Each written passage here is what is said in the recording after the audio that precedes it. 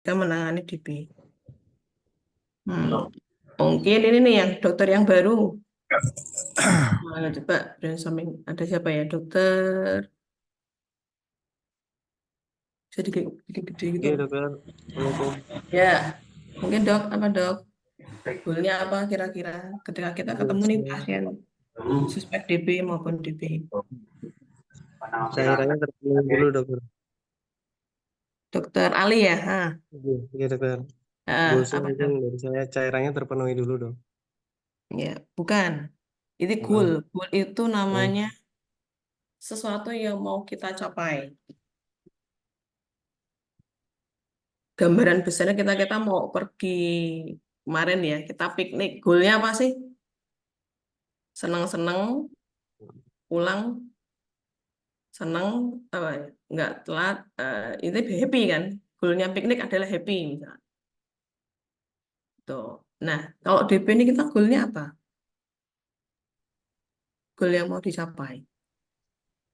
Izin menambah, izin usul dokter. Ya, Bu Isti ya, monggo silakan. Pasien sehat selamat dokter. Ya lah, itu goal paling akhir. Supaya dia sehat selamat, goal apa yang harus tercapai? Diuresis, dokter. Bukan, Biasa. bukan. Kan tadi, benar, biasanya pasien sehat selamat itu kan naik wes sampai endingnya ya, endingnya. Sampai rumah sakit selamat gitu. Ya itu endingnya. Happy. Cuma kan pengennya happy kan, pengennya happy. Terus kalau DB apa coba goalnya? Nanti yang berhasil jawab dapat bonus ya, boleh.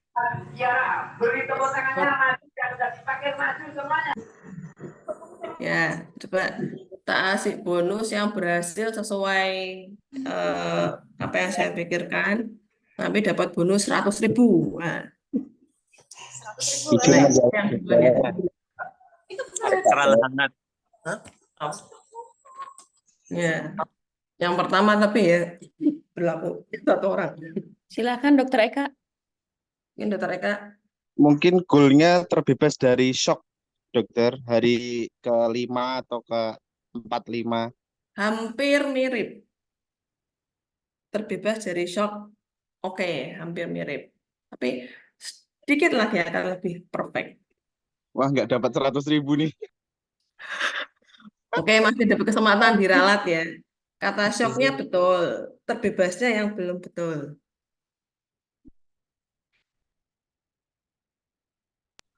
Tidak terjadi shock berulang, dokter. Kata-katamu kebanyakan. Apa Yonan?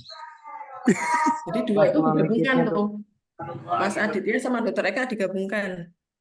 Nanti benar insya Allah. Jadi sharing berdua. 50-50 dok lah. Ya, tapi ini belum benar loh, ini belum benar. Yang satunya Tidak dari kebocoran Terjadi shock plasma, dok. apa? Tidak terjadi shock. Apa? Shock teratasi dan tidak terjadi lagi. Enggak, salah. plasma leukemia tidak Pak turun, Eka dok. udah 70% tuh. 70.000 berarti dok. Ya, belum bener. Aduh. Kalau belum dapat nanti kita belum lanjut berikutnya nih. Kan mau Tanda-tanda pergi shock. harus tahu. Nah, kita mau pergi Tanda-tanda kan shock. harus tahu kan. Kita mau pergi kemana dulu kan. Baru nanti rinciannya pakai apa gitu-gitu kan. Nah, kita mau Tanda-tanda pergi shock naik bis tidak harus tahu mau terjadi ke lagi Bandung dok. atau mau ke Jogja. Baru nanti jajannya, supirnya, bensinnya baru dipikir belakangan. Nah, kalau di BD ini goalnya kita tuh mau kemana? Tanda-tanda shock tidak terjadi lagi. Nggak, salah. Belum. Tadi udah Izin clue-nya loh. menjawab lagi, dok. Pak Eka tuh udah Nyerah, mau nyerah. betul, ditambah Terhin- bagian katanya Mas Adit. Terhindar dari shock dan overload cairan. Ya, betul. Siapa yang jawab nih? Parwan dok. Eka, dok. Berarti 50.000 kali ya dok. Tapi yang bener Pak Eka. Nanti kalau atas kebaikan hati Pak Eka berbagi sama Mas Adit, monggo silahkan. Iya. Ya, ya. Gimana teman-temannya yang lain? Ada sesuatu pandangan yang terbuka nggak mendengar kata-kata tadi? Coba diulang Pak Eka. Terhindar dari shock dan overload cairan. Ya, betul.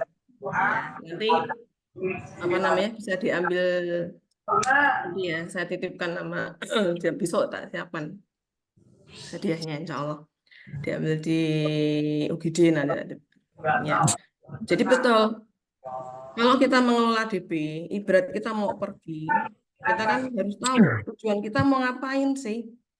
Ketemu pasien ini mau tak apain sih, gitu. Kita mau pergi naik bis, nggak tahu mau kemana kan nyasar-nyasar kan. Bisa ke Bandung, ke Jogja, sakarepnya Pak driver gitu. Ya nggak nyampe, gitu. Harus tahu dulu kan mau ke Jogja, jelas tujuannya. Sama, ketika kita mau mengelola pasien demam berdarah, kita harus tahu dulu yang tujuanku ngelola pasien DB itu apa. Ya, jadi yang tujuan paling utama satu, mencegah shock dan menghindari overload cairan. Nah, itu sebenarnya bagus Pak. Nak bonusin lagi wes 150 ya. Tadi saya harapannya cuma mencegah shock aja.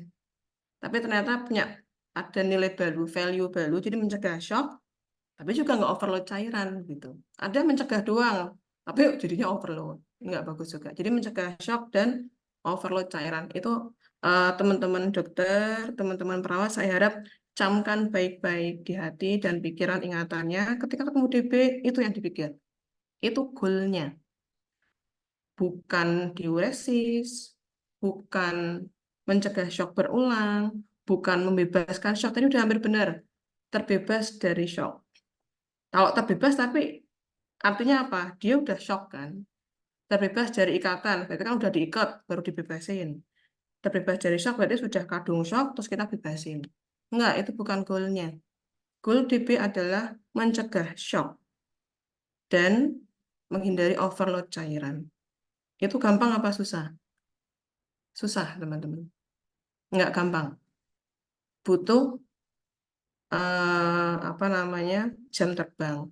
Butuh kita belajar lebih dalam. Butuh kita aware. Butuh perhatian sama pasiennya. Butuh kesungguhan hati. Butuh macam-macam banyak. Kalau kita cuma sekedar apa namanya tahu tapi nggak pernah nangani juga sulit gitu ya. Jadi tujuan goalnya itu nggak ada goal yang lain selain tadi. Kalau pasien sudah datang dalam kondisi shock ya berarti di belakangnya kan kita ngatasi shock, menghindari overload cairan, terus pasiennya selamat sesuai tadi goal terakhirnya dari Mbak Isti. Ya harapannya semua selamat sih. Cuman spesifik untuk DB adalah mencegah jangan sampai shock, mencegah jangan overload cairan. Itu insya Allah bisa kita lakukan. Oke. Kalau kita cuma ngobati shock, itu sebenarnya kita udah di level terlambat ya. Nah, jadi kalau ibaratnya di mana-mana yang namanya mencegah itu lebih mudah. Mencegah itu lebih murah. Mencegah itu lebih safe untuk pasien kita ketimbang ngobatin. Nah, gitu. Jadi setelah kita tahu goalnya, kita baru belajar. Kapan sih tanda-tanda shock itu akan datang? Ya kan? Jadi kita tahu, kita mencegahnya. Kalau kita nggak tahu tanda-tanda shock, gimana kita mau mencegah? Kalau kita nggak tahu tanda-tanda overload, gimana kita mau mencegah? Gitu. Kalau kita menemukan shock sudah kaki dingin, akral dingin, kemudian pasiennya lemes, sudah pingsan, nggak sadar, itu semua orang hampir bisa. Tapi alangkah kasihan pasiennya kalau kita baru bisa ngobatin di shock kondisi seperti itu, karena itu sudah shock tahap akhir. Nah, kalau bisa kita belajar gimana sih mencegah tanda-tanda fase pre-shocknya, tanda awal. Sebelum shock, ada apa lagi yang harus kita... Nah, shock itu adalah jurang terakhir dari pasien demam berdarah. Oke, sebelum shock, yang kita harus atasi nih. Misalnya sebelum bis itu terjun ke jurang, jatuh, timbang kita ngerek mobilnya. Apa sih yang harus kita cegah lebih awal lagi nih, biar pasiennya nggak jatuh ke shock. Kalau bis mungkin ada rambu-rambunya, awas, dead end, jalan buntu. Nah, kita cegah biar bisnya nggak masuk ke situ. Kalau kondisi DP, apakah itu? Coba, ini udah nggak ada hadiahnya, cuman nggak apa-apa, kita brainstorming ya. Tetap harus aktif ya. Tadi habis dipancing langsung banyak yang menjawab. Nah, ini tetap ada yang jawab juga, meskipun sudah nggak ada hadiahnya. Coba, mungkin yang lain, monggo. Sebelum kita ketemu shock, kita akan ketemu sesuatu dulu. Apakah itu?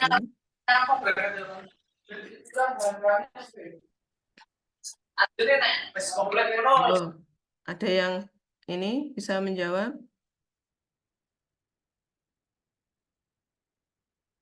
Sebelum HP ketemu shock, dan hematokrit naik, Dok. namanya apa? Itu kan labnya, istilah kejadiannya. Fase apa kan udah fase shock. Sebelum fase shock, fase Pre-shock. Terjadi pre-shock, Dok. shock besoknya ya sedulure to Mas. Sebelumnya sebelum ketemu penjahatnya, Plasma ketemu leakage. ajudannya, ya fase leakage. Ya biar agak keren, fase leakage ya atau fase perembesan. Fase leakage itu, nah tandanya apa? Ada kita, jadi sebelum ketemu bosnya yang namanya shock, kita harus tahu nih ajudannya dulu, namanya fase leakage. Nah, fase leakage, kenapa kuncinya? Kalau kita bisa mengatasi fase leakage dengan baik, ya, insya Allah kita nggak perlu ketemu yang dengan namanya pre-shock atau shock. Gitu. Jadi sebelum ketemu shocknya, kenali fase leakage-nya, kendalikan di situ. Nah, tanda fase leakage-nya apa? Mungkin yang lain. Aku lebih suka diskusi gini ya, daripada baca slide, nanti lupa juga. Mungkin tanda, tadi dokter Dewi sudah menyebutkan hemokonsentrasi.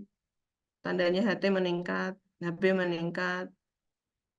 Gitu. Terus apa sih yang bisa gali nih? Kita tahu nih anaknya lagi leakage apa enggak? Mungkin yang lain monggo. Yang belum komen siapa? Bisa komen. Monggo terserah mau dikumpulkan informasi ini mulai dari anamnesisnya, pemeriksaan fisiknya, laboratnya. Mungkin Bu Hayin nih, Bu Hayin kan sering ketemu shop-shop. Ah, Bu. Oh, lagi pelayanan ya?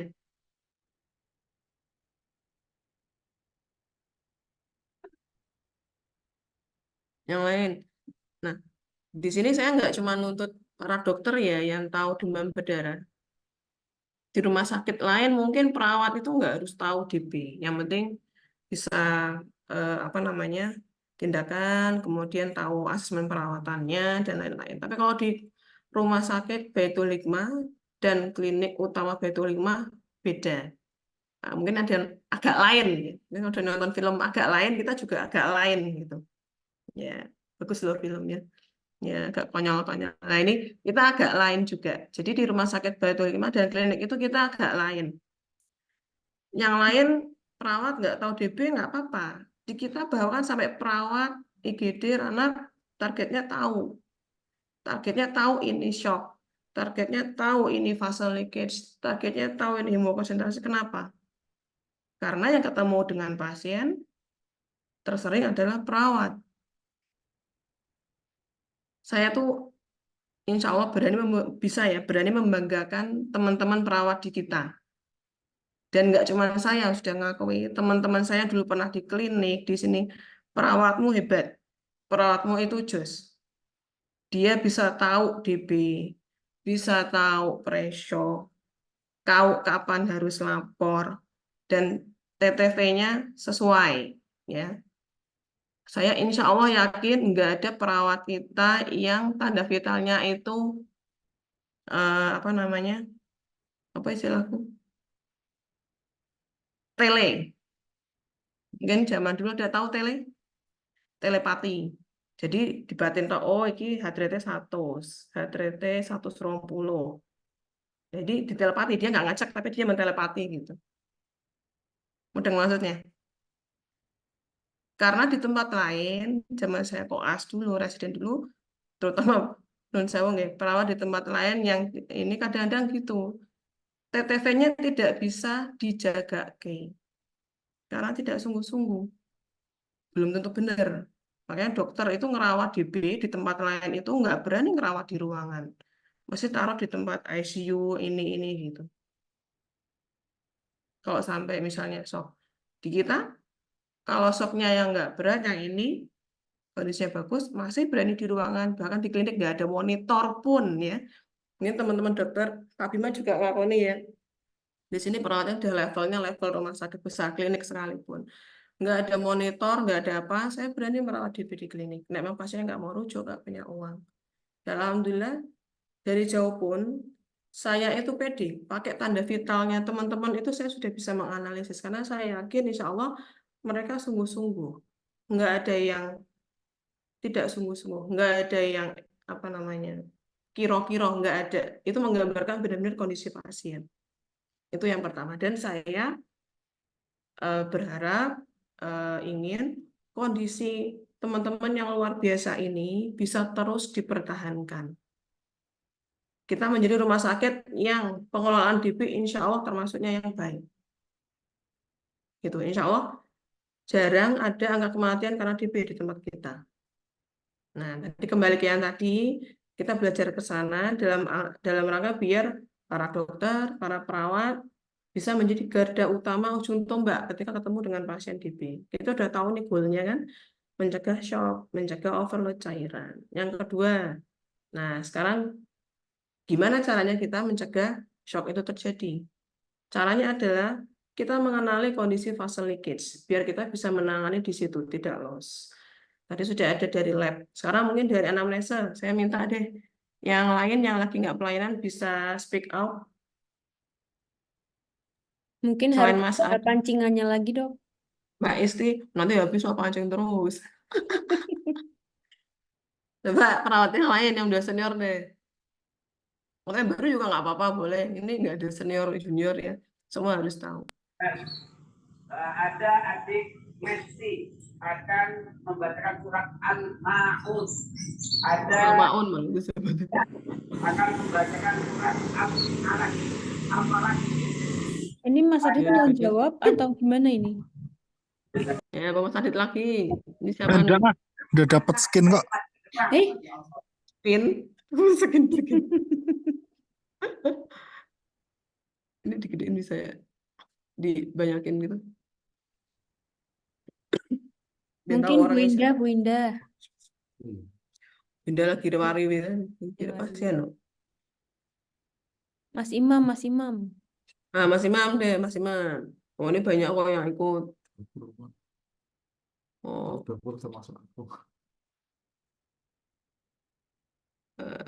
Mas Imam. Yang baru-baru nih di UGD siapa? Aku minta deh.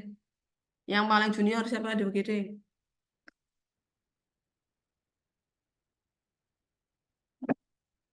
Yang paling junior siapa di UGD perawatnya? Ya, kalau nggak ngomong naik ke paling senior berarti ya. Nah, kalau senior kan biasanya manut. Ditunjuk aja dong. Yang paling baru siapa? Aku nggak apa. Mbak Septi, Mbak Septi. Coba ya. Mbak Septi. Ya, oke, Mbak Septi ya dibuka.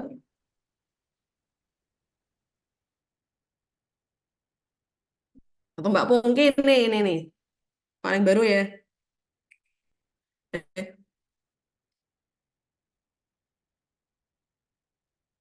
on nggak.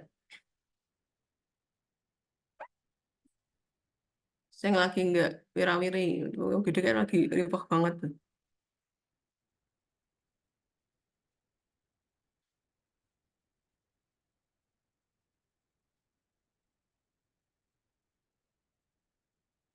Ya, siapa nih? Ini Mbak Septi coba dicolek.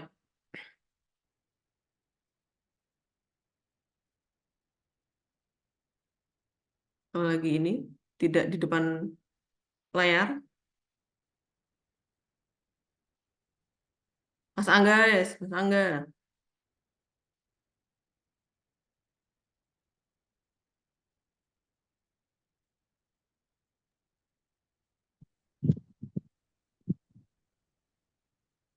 Pak Eka aja deh. Pak Eka masih on nggak? Mas Angga, silahkan Mas Angga sudah unmute ya. Udah. Ya, Mas Angga coba.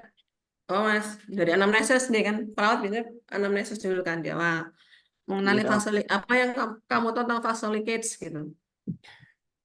Biasanya kita anamnesa demamnya hari keberapa, Dok? Nah, oke, kita bahas demamnya hari keberapa ya. Teman-teman harus tahu Ya. DP sakitnya 7 hari. Fase leakage dimulai hari keberapa Mas biasanya? Hari keempat kelima, Dok. Nah, 4, 5. Kadang-kadang hari ke-6 masih bisa ya. 4, 5, Ya. 6. Oke. Dari anamnesis harinya. Terus apalagi Mas keluhannya yang kita gali lagi selain harinya? Dari keluhannya mungkin. Dari keluhannya biasanya Oh ya, soal hari sudah tahu semua ya. Jadi kalau kita satu hari itu 24 jam. Biar gampang, di hari demam dia pertama itu maksudnya hari ke-0.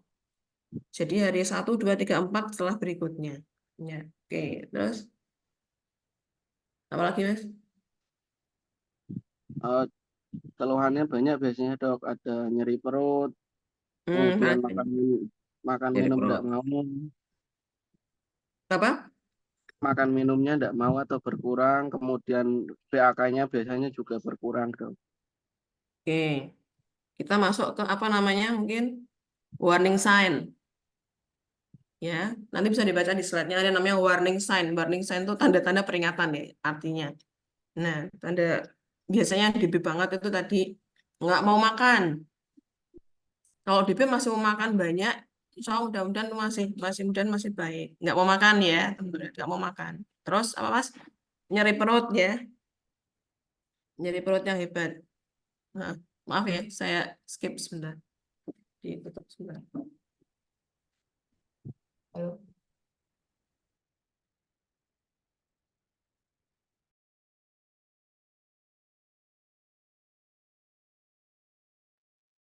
Sambil menunggu Dokter Via, mungkin teman-teman silakan bisa absensi ya bagi yang belum absen. Kemudian teman-teman Jadi yang tadi ini bisa dibuka lagi, join. dibuka. Ya. Dibuka lagi Mas Angga tadi nyampe ke warning sign. Di demam, kemudian warning sign-nya tadi ya nggak mau makan, nyeri perut, terutama nyeri perut yang kesakitan banget. Terus apa lagi Mas? Mual muntah, Dok. Nah, mual muntah yang hebat ya. Oke. Terus apa lagi? Nah, ini ada Mas Eri nih, tambahin nih, Pak Mas. Ya, Mas Angga ada lagi nggak? Nah, di sini nih Mas Eri nih. Mual muntah, apa lagi?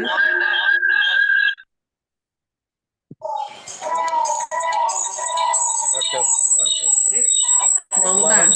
Mungkin untuk Mas Eri yang apa namanya Ya, Zoom sekarang yang lanjut di Mas dekat Eri. situ di mute biar enggak. Ya, Mas Eri, apa lagi Mas? Tadi udah ada nyeri perut, mual muntah, nggak mau makan. Apa lagi? Jadi anamnesis. Ada suaranya bertabrakan sama teman-teman. Oh Yang iya. yang yang lain yang tidak menjawab di mute aja. Jadi biar enggak feedback. Apa lagi Mas? Orang Mas.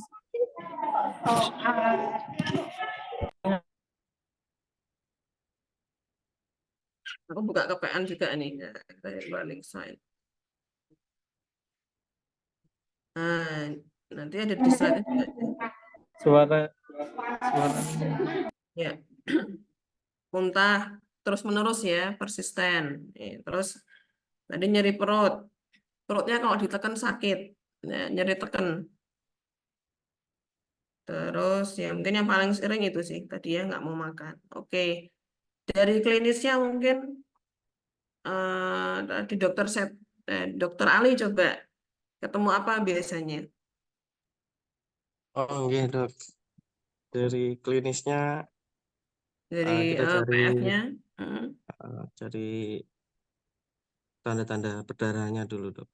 Di Nah, bagian dari kita mulai dari yang paling luar dulu ya. Dari KU-nya dulu deh. Oh, KU-nya Tampilan dulu. anaknya gimana? Anaknya tampak lemes, Ah, terus lemes. Terus mukosanya apa lagi? bibirnya kayak pucat, kering. Mm-mm. Nah, Ya, terus ngantuk ya. Bisa, itu ngantuk. udah yang ini banget sih. Ini anaknya lemes, terus apa lagi, Pak? Rewel, gelisah, Iya. gitu ya. Kita lihat. Kalau ayah masih anteng, santai, makan, ya, insya Allah kita masih anteng, masih tenang. Kalau udah bubuk aja, lemes, nggak mau makan, kita hati-hati. Iya. Kemudian PF-nya apa yang bisa kita lihat? Dari PF-nya kita cari ada tanda-tanda peteki atau tidak.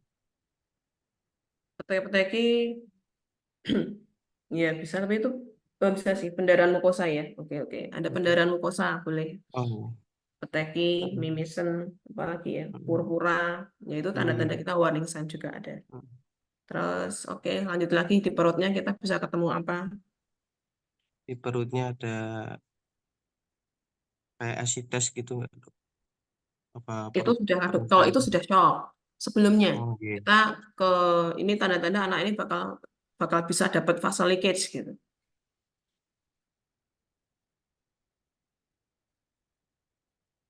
Kalau nyeri perut biasanya salah satunya karena hepatomegali. Jadi kalau kita nemu hepatomegali kok 2 jari atau lebih, hati-hati, dia ada warning sign di situ. Oke. Jadi sudah ada klinis ya, di anamnesis sudah ada hari demamnya, kita hati-hati. Kemudian mungkin yang lain tadi juga diuresis mungkin tadi ya, kencingnya kita perlu nanya berkurang apa enggak. Gitu. Terus mau maksimum makan apa enggak, warning sign-nya tadi ya, muntah persisten, nyeri tekan abdomen, nyeri perut, kemudian dari PF-nya, KU-nya enggak apa namanya, enggak yang fresh gitu, gelisah, lemes, rewel, ada hepatomegali, kemudian tanda perdarahan spontan, ya, kita kan ambil lihat. Kemudian lab-nya tadi sudah di awal Dr. Dewi ada hemokonsentrasi, ada penurunan trombosit yang cepat. Kemarin 160, hari ini kok 80. Hati-hati. Itu biasanya yang cepat-cepat turunnya dia ada fase leakage-nya. Kalau yang turunnya pelan-pelan dari 180, 170, 160, anaknya juga masih oke. Kemungkinan insya Allah masuk yang dengue fever. Tapi kalau ada tanda semua tadi, biasanya masuknya DAF. Di mana pada DB, DAF ada fase leakage-nya. Kalau dengue fever, nggak ada fase leakage-nya. Oke. Nah, kita udah mengenali ya tanda-tanda hemokonsentrasi. Nah,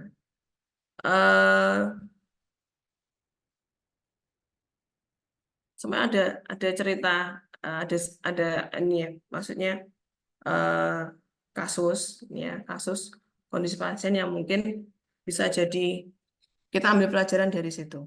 Ya, jadi ada kasus pasien dia datang ke UGD, ya datang ke UGD sudah hari keempat tuh, datangnya hari keempat atau hari kelima ya, hari keempat demam, kemudian keluhannya maamnya udah nggak mau, ada nyeri perut, mual muntah juga, kemudian datanglah anaknya, kemudian diinfus.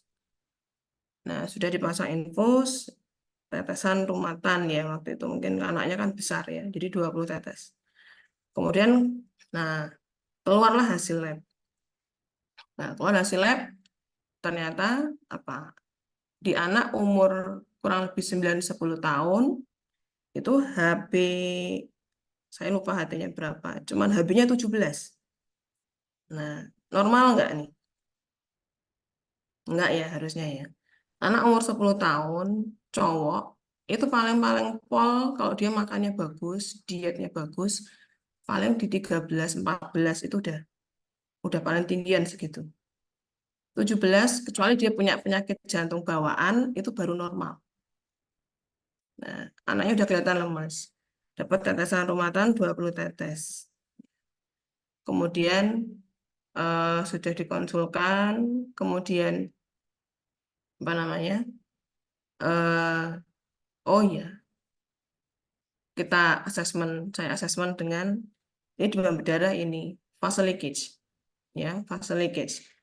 Nah, apa yang harus kita lakukan ketika fase leakage atau rembes? Ya kita rehidrasi, ya kita rehidrasi sesuai tata laksana demam berdarah. Teman-teman bisa buka di slide itu ada tata laksananya. Saya nggak akan ngomong titik di sini. Artinya dia sudah harus dapat rehidrasi untuk DHF, bukan rumatan lagi. Gitu. Jadi nggak cukup nih, anak berat 43-45 kilo dapat cuma 20 tetes dengan HB17. Nah, untuk yang harus dapat rehidrasinya berapa? Bisa dibuka. Secara gampang kita bagi dua aja. Rehidrasi untuk anak yang beratnya nggak gede-gede banget gitu ya, di bawah 30 ke bawah atau di bawah 40, yang umurnya masih di bawah 10 tahun, sama rehidrasi untuk anak-anak yang sudah 10 tahun ke atas, yang beratnya udah gede-gede ini. Kan ada yang beratnya 50 kilo, ada yang beratnya udah 60 kilo, overweight, obese gitu ya. Itu memang beda. Kurang lebih kalau yang beratnya normal-normal aja, nggak gede-gede banget, pakai tata laksana 753. Gitu. Jadi kasih 7 cc per kilo selama 2 jam. Kemudian apa? Evaluasi tanda vitalnya. Stabil nggak? Heart rate-nya turun nggak? Anaknya masih berkurang nggak? Diuresisnya gimana? Ya, oh heart rate-nya turun, anaknya udah lebih segar, turun ke 5 cc selama 3-4 jam. Ya, sampai dilihat sesek nggak anaknya. Terus dievaluasi lagi. Setelah itu heart rate-nya naik lagi enggak? Tambah turun enggak? Oh, oke. Kita turunkan di 3. Ya. Di 3, kemudian evaluasi lab ulang berkala. Kalau anaknya besar, ndut-ndut 35, 38 atau patokannya udah di atas 40 kilo lah atau 12 tahun ke atas. Kita nggak akan semasif itu ngasih cairan. Ya. Jadi nggak pakai 7, kita pakai range-nya. Kalau yang awal kan range-nya aja 6-7. Kalau lemes banget kita bisa pakai di 6 cc. Ya, kalau nggak lemes banget boleh nih kita pakai 5 ya. Itu. Kemudian turun ke range berikutnya. Range berikutnya itu 4-5. Kita bisa pakai 4-nya. Range bawahnya lagi pakai 3. Kalau 3 rata-rata sama 3 nggak apa-apa di 3 cc. Dan kita pakainya BB idealnya. Jangan pakai BB aktualnya. Kalau teman-teman susah, ya dikira-kira misalnya anak 10 tahun, berarti 60 kilo. Itu kan nggak normal ya, dia obes ya. Ya bisa diturunin nih, rata-rata anak 10 tahun itu berapa sih? Paling endut-endutnya, BB idealnya mungkin sekitar 45 maksimal. Atau kalau kita mau pakai maksimal namanya 50 kilo. Itu. Jangan pakai BB aktualnya, tenggelam nanti dia. Kita pakai anak yang gendut banget di umur 9 tahun BB 60, kita pakai 3 cc-nya aja itu udah banyak sekali. Kita pakai di 60 anaknya tenggelam nanti. Gampang, mudah jadi overload. Nah, ini salah satu yang harus kita sadari, kita pelajari untuk mencapai goal yang tadi dibilang sama Dr. Eka, mencegah overload cairan. Menolong tapi tidak mentong gitu. Ada yang nulung mentong, jadi nulung mau direhidrasi tapi dia mentong karena ngasihnya kebanyakan. Jadinya ngasih overload gitu. Yang bagus kita menolong tapi nggak ngasih overload cairan. Itu memang susah. Ya, salah satu triknya ya kita ngasih, terus kita pantaunya cepat. Ngasih ini 1/2 jam dievaluasi atau 1 jam dievaluasi. Jangan langsung tulis di kertas gini nanti evaluasinya 3-4 jam kemudian. Ya susah, nggak bisa. Baik perawatnya maupun dokter jaga yang di UGD. Jadi sering-seringlah dilihat, sering-seringlah dievaluasi. Bayangkan kalau ini teman kita, ponakan kita, anak kita, apa ya kita tega ngasih gitu gratis, kemudian kita nggak ngecek lagi, pasti nggak tega. Bayangkan kalau itu anak kita sendiri, ponakan kita, pasti tiap jam didelok, tiap setengah jam dipegang tangannya kan. Jadi kalau ada pasien yang demam berdarah, anggap itu keluarga kita sendiri. Jangan terus kita nggak care gitu, nggak dilihat lagi pasiennya. Nah, jadi gitu. Ini kita baru bicara hidrasi ya. Jadi bedakan untuk anak yang beratnya under 40 sama di atas 40. Nanti bisa dibaca lagi di slide-nya. Kembali ke kasus yang tadi. Nah, si anak ini sudah dapat advis. Dia satu, kita sudah tahu ya, diagnosanya DHF dengan fase leakage. Gitu.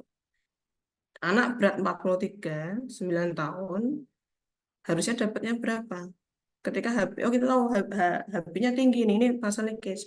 Kita harus tahu, kita harus mencegah si anak ini nggak masuk jurang. Kita cegah biar dia hanya stop di fase leakage-nya aja.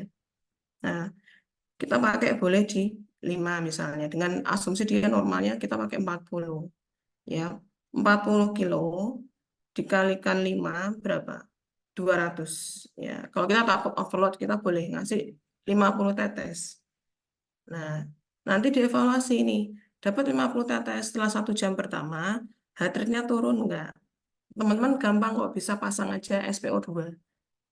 Nanti dicek lagi, turun enggak? Saya ingat pas itu, heart rate-nya 104. Anak 10 tahun, heart rate 104, kondisi, saya lupa demam apa enggak ya, misalnya dia kondisi enggak demam, itu enggak normal. Teman-teman perawat juga belajar, range heart rate normal, range nafas normal pada anak itu berapa. Kalau ini, perawat juga wajib tahu, tanda vital yang normal dan yang tidak. Harusnya berapa anak umur segitu? Heart rate-nya di bawah 100. Soalnya kalau dia demam 39 gitu ya, bisa sih 104 karena takikardinya. Jadi bisa masukin paracetamol dulu. Nanti setelah paracetamol bekerja, heart rate-nya masih tinggi nggak? Udah nggak panas, kalau masih 104 ini nggak normal. Ibaratnya apa? Badannya dia sedang kompensasi dengan leakage yang sedang terjadi. Nah, ibarat orang tenggelam, dia udah minta tolong, help me gitu. Nah, kalau kita nggak tahu ini anak lagi mau tenggelam, kita nggak tolong, ya tambah dia tenggelam. Gitu. Ketika dia masih bisa gini-gini, kita ambil anaknya. Jangan nunggu dia tenggelam, drowning dulu, baru kita tolong. Tuh, jadi ketika dia, tubuhnya udah minta tolong, HB-nya sudah teriak-teriak minta tolong, heart rate-nya sudah teriak minta tolong, anak yang pun kondisinya lemes minta tolong, itu tolonglah. Ya. Ya, jadi ini pasien si tadi ini sudah dapat advis 50 tetes. Nah, tapi karena ada miskomunikasi atau lain hal, ternyata pasien ini masih dapat yang 20 tetes. Sampai akhirnya 3 jam, 4 jam kemudian, dilaporkan dari ruangan, pasiennya sudah pindah, dilaporkan kondisi apa? Ada yang tahu? Shock. Ya. Kita gagal mencegah pasien ini masuk ke jurang. Nah, pasien ini shock artinya dia sudah jatuh ke jurang. Kita harus melakukan effort yang lebih besar lagi ketimbang mencegah anak ini masuk ke jurang. Sekarang kita harus narik dia dari jurang. Gitu. Kalau sudah jatuh ke jurang, pasti kan udah ada lecet kan, udah ada jatuh kan. Nah, kita harus nambahin itu juga gitu. Nah, pasien ini jatuh, sudah shock ya, gitu. Jadi ketika kita gagal melakukan rehidrasi dengan segera, dengan tepat, kita akan memperoleh yang namanya shock. Meskipun mungkin dehidrasi masih bisa shock nggak? Bisa, kalau kondisi DB-nya berat misalnya. Bocornya kencang banget gitu. Kita udah ngasih nggak ngoyak, shock bisa. Tapi seenggaknya kita udah berupaya nih, kita udah ngelot, udah ngasih isi dia. Ternyata masih shock memang, berarti dia ini banget, apa namanya, leakage-nya banyak banget. Ya, pasien ini shock, sudah kita lakukan apa namanya, resusitasi. Jadi kalau ketika fase leakage, kita lakukannya rehidrasi. Ya, kalau sudah shock, kita masuknya fase resusitasi. Resusitasi harus lebih cepat lagi. Nah, gitu. Jadi sampai di sini, ya kemudian pasiennya kita pindahkan ke ICU. Gitu. Nah, yang ingin saya sampaikan, setiap kejadian itu pasti terjadi atas izin Allah juga ya. Qadarullah, saya sudah visit ke UGD. Sudah divisit, sudah dapat qadarullah, ternyata masih ada miskomunikasi sehingga pasien itu belum mendapatkan yang harusnya dia dapatkan segera. Tuh. Nah, saya baru kepikiran apa ya hikmahnya dari kejadian ini. Gitu. Artinya apa? Tidak bisa dalam mengatasi DB itu cuma satu orang yang tahu, cuma 2 orang yang tahu, 3 orang yang tahu nggak bisa. Harus tahu semua sehingga bisa saling ibaratnya saling mengingatkan, saling ngecek gitu ya, saling tambal sulam juga gitu. Kita semua manusia punya sisi lemah ya. Kadang kita pas nggak konsen, pas kita nggak atau memang kita lagi miskom sehingga bisa terjadi seperti itu.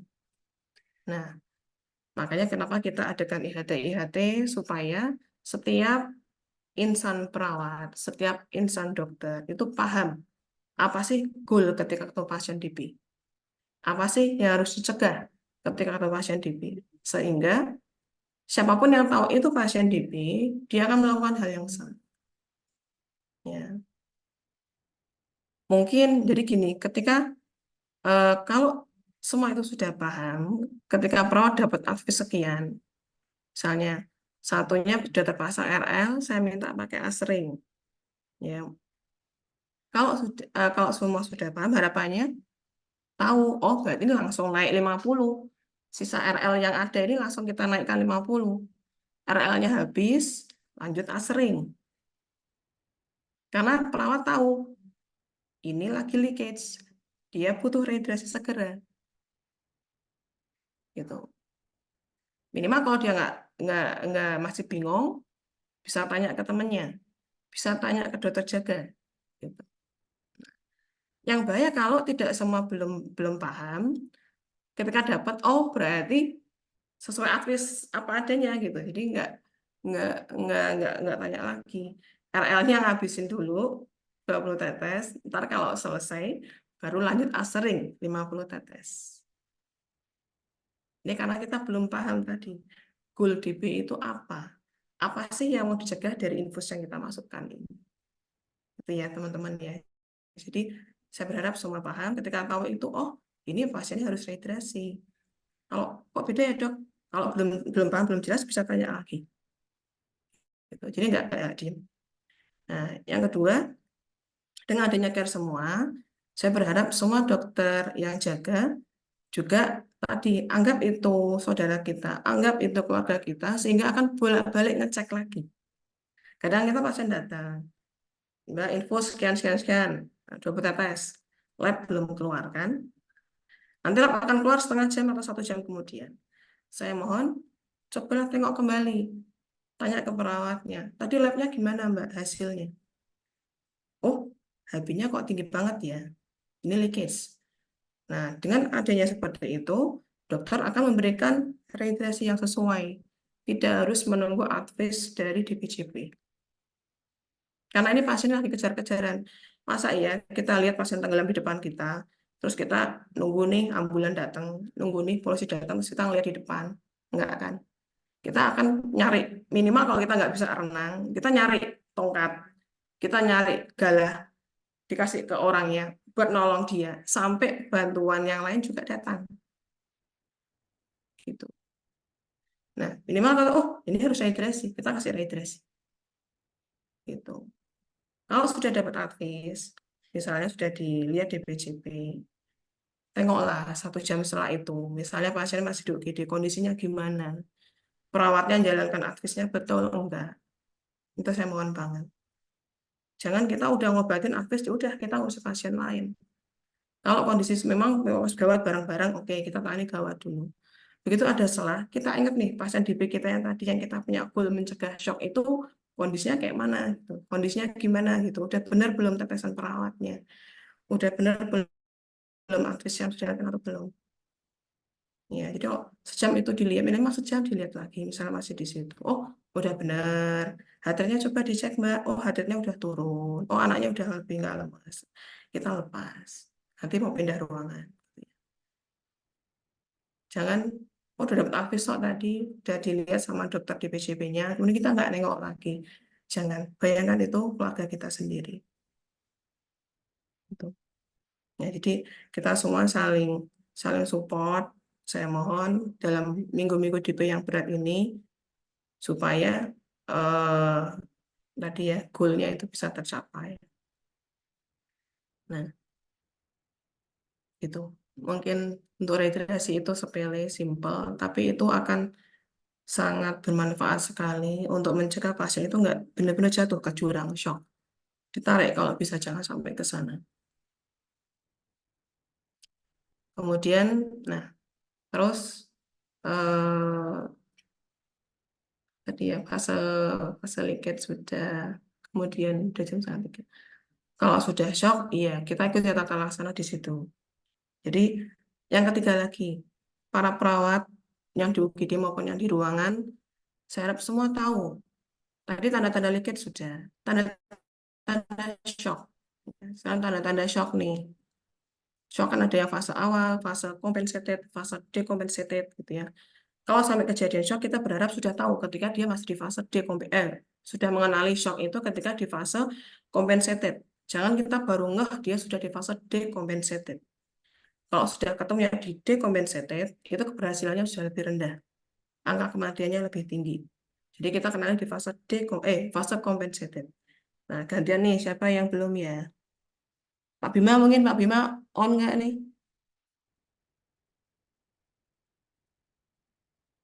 Atau yang lain, teman-teman? Yang perawat, boleh?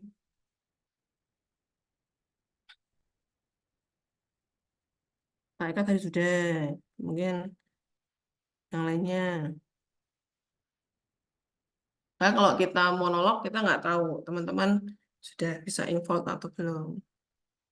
Ya, Bu Ain masih remah nggak, Bu Ain? Bisa sing unmute coba, Mas. Bisa dibuka mungkin. Dokter Dewi, mungkin teman-teman ada yang bisa di-unmute nih. Siap, Dok.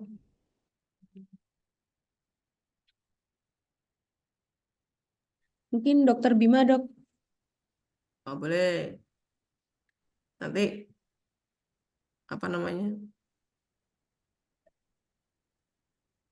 Silakan, mungkin ada Ya. yang mau menjawab.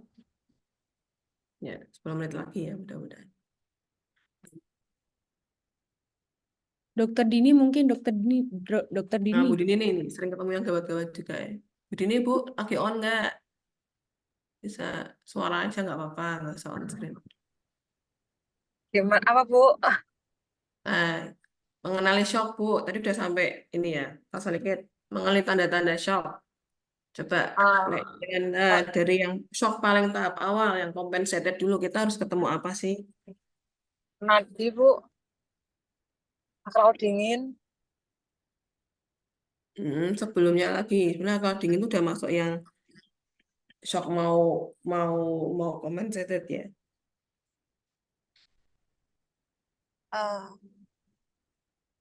Nadinya teraba dalam, lemah dalam. Ya, nabinya mungkin mulai lemah. Sebelum itu kita bisa mundur lagi sedikit sebenarnya. Tadi yang kita udah bahas di depan ya Bu ya.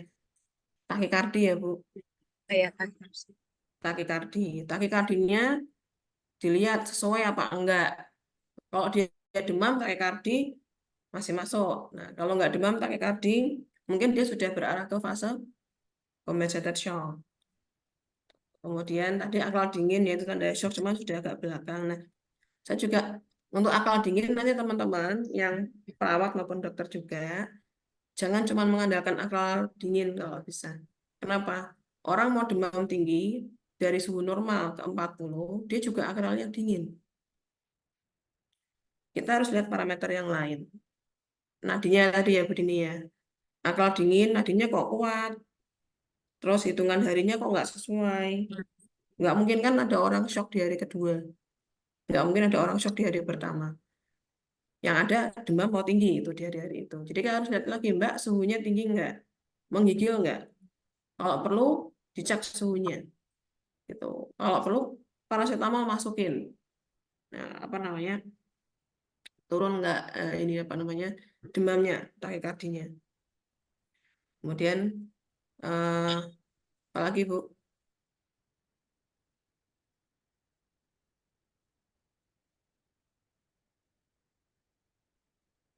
tensi mungkin ya. Ya, tensi Bu. Ya. Tapi tensi pun kalau sudah turun, sudah masuk yang fase decompensated sebenarnya. Itu nanti bisa dilihat lagi sih lebih lengkapnya.